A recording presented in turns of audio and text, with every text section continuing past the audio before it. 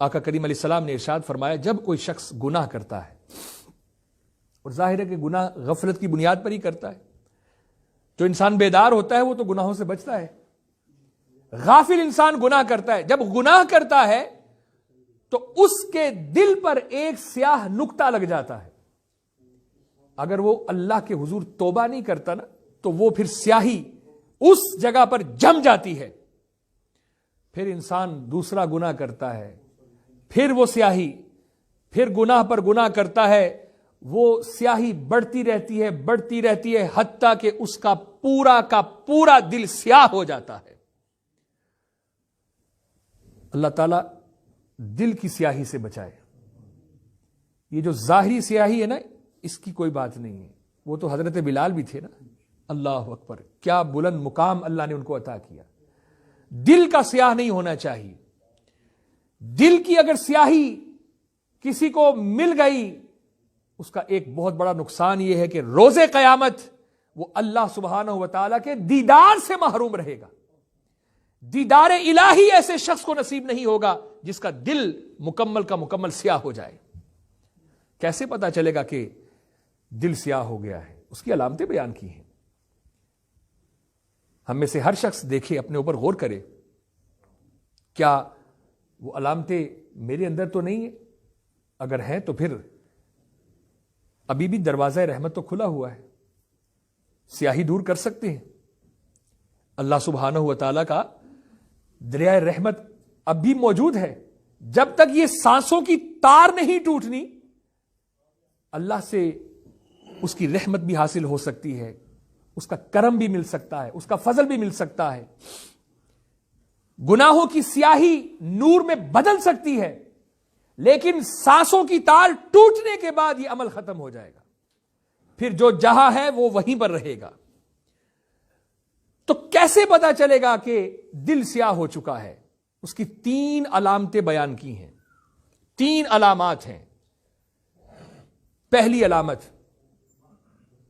جو شخص عبادت کی طرف رغبت نہیں رکھتا، عبادت میں لذت اس کو نہیں آتی، ایسا شخص فکر کرے کہ اس کا دل سیاہ ہو چکا ہے۔ نماز کا ٹائم ہو گیا، کوئی امر مانے نہیں، قدرت رکھتا ہے، اختیار رکھتا ہے، لیکن خوش گپیوں میں لگا ہوا ہے، وقت کو ضائع کر رہا ہے، نماز کا وقت نکل گیا۔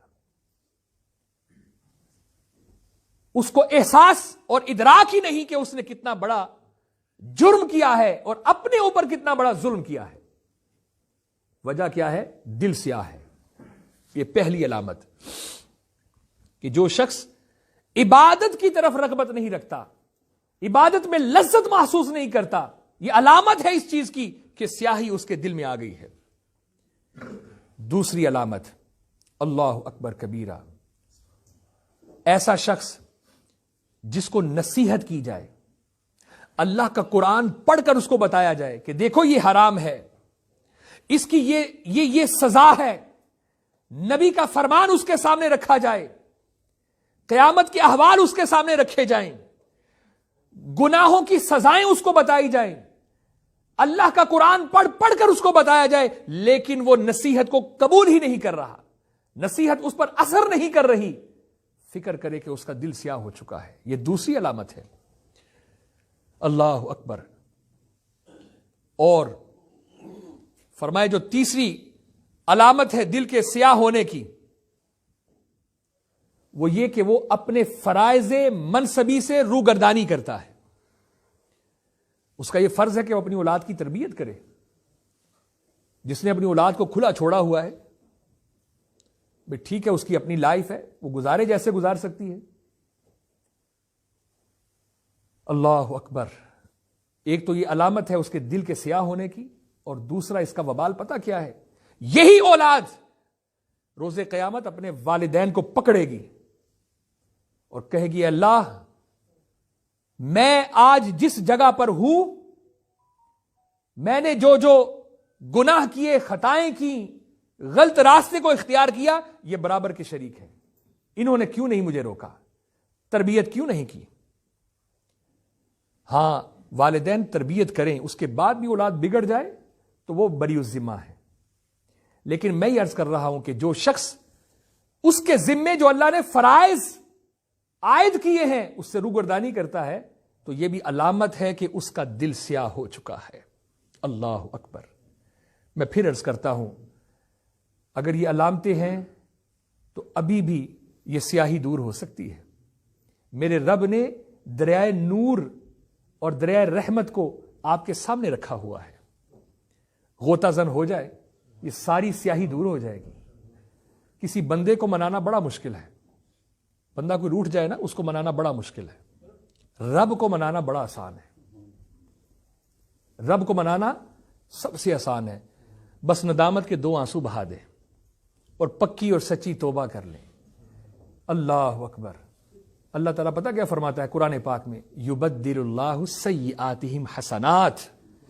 وہ جو تمہارے دلوں کی سیاہی اس کو دور کروں گا, نور پیدا کروں گا اور تمہارے گناہوں کو میں نیکیوں میں کنورٹ کر دوں گا, نیکیوں میں تبدیل کر دوں گا. اللہ اکبر کبیرہ. میرے معزز اور محترم سامعین کرام, اسی طرح اگر کوئی شخص غافل ہے, اس کا دل سیاہ ہو چکا ہے, تو یہ پہلا سٹیپ ہے. اگر انسان رجوع نہیں کرتا اور اسی راہ پر چلتا رہتا ہے تو پھر ایک وقت ایسا آتا ہے کہ اس کا دل مردہ ہو جاتا ہے. اللہ اکبر. اس کا دل مردہ ہو جاتا ہے. کیسے پتا چلے گا کہ اب دل مردہ ہو چکا ہے؟ اس کی 4 علامتیں بیان کی ہیں. 4 علامات ہیں دل کے مردہ ہونے کی. پہلی علامت کہ انسان گناہ پر گناہ کرتا ہے اور اس کو اس بات کا ادراک ہی نہیں ہوتا کہ میں گناہ کر رہا. وہ محفلوں میں, مجلسوں میں اپنے اس گناہ کا اظہار کرتا ہے اور بلکہ اظہار کرنے میں لذت محسوس کرتا ہے. ہاں جی میں نے یہ کیا, میں نے وہ کیا, وہ کیا. علل اعلان کھلم کھلا نافرمانی اللہ کی. یہ علامت ہے کہ اس کا دل اب صرف سیاہ نہیں بلکہ مردہ ہو گیا ہے. مردہ آپ جانتے ہیں نا, مردہ جیسے انسان کی ڈیڈ باڈی ہے, اس کو کیا پتا ہے کیا ہو رہا ہے. سیاہ دل والے کو پھر کبھی کبھی وہ دل کے اندر بات آتی ہے کہ یہ راستہ ٹھیک نہیں, لیکن جب دل مردہ ہو جائے تو پھر یہ چیز بھی ختم ہو جاتی ہے. پھر اللہ تعالیٰ نے فرما دیا ختم اللہ علی قلوبہم وعلی سمعہم وعلی ابصارہم غشاوہ. ایسے لوگوں کے دلوں پر پھر مہر لگ جاتی ہے. ان کی آنکھوں کے آگے پردہ آ جاتا ہے, پتہ ہی نہیں ان کو کہ وہ کس دلدل میں دھسے جا رہے ہیں. تو پہلی علامت وہ گناہ پر گناہ کرتا ہے اور اس کو اس کا پتہ ہی نہیں کہ میں کس دلدل میں جا رہا ہوں.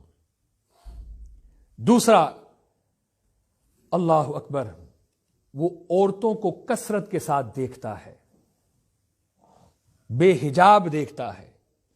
کئی 100 سال پہلے یہ بات کہی گئی. آج خاص طور پر ہماری نوجوان نسل یہ فیس بک کے ذریعے اور دیگر جو آلات ہیں, ساری رات یہ کیا معاملہ ہوتا ہے, کہاں پر وہ جا رہے ہیں. یہ دل کے مردہ ہونے کی علامت ہے. ایسے شخص کو ہم غریب کہیں گے, مسکین کہیں گے.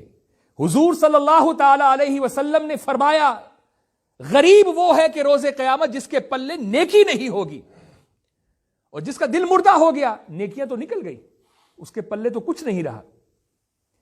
کثرت سے عورتوں کو دیکھنے والا یہ علامت ہے دل کے مردہ ہونے کی.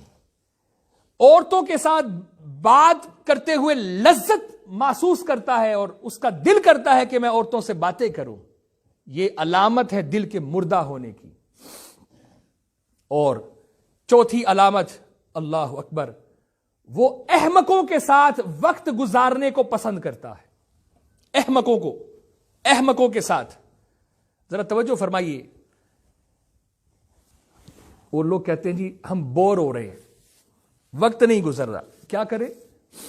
وہ اس طرح کی پھر نجی محفلوں کے پاس, کچھ ایسے ہم نے دوست بنائے ہوتے ہیں, چلو جی اس کے پاس چلتے ہیں, وقت بڑا اچھا گزرتا ہے. اس نے جو جہان کے قصے ہیں، جھوٹے لطیفے ہیں، وہ سنانے ہیں، اور ہم خوش ہو رہے ہیں کہ ہمارا وقت کتنا اچھا گزر رہا ہے۔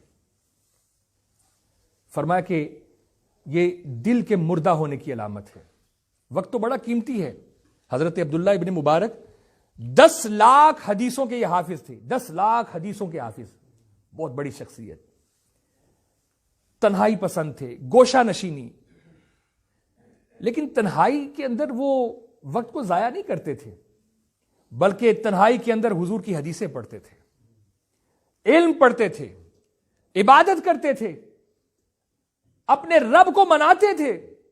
کسی نے ان سے پوچھا کہ اتنی تنہائی میں رہتے ہو، کیا تمہیں وحشت نہیں ہوتی؟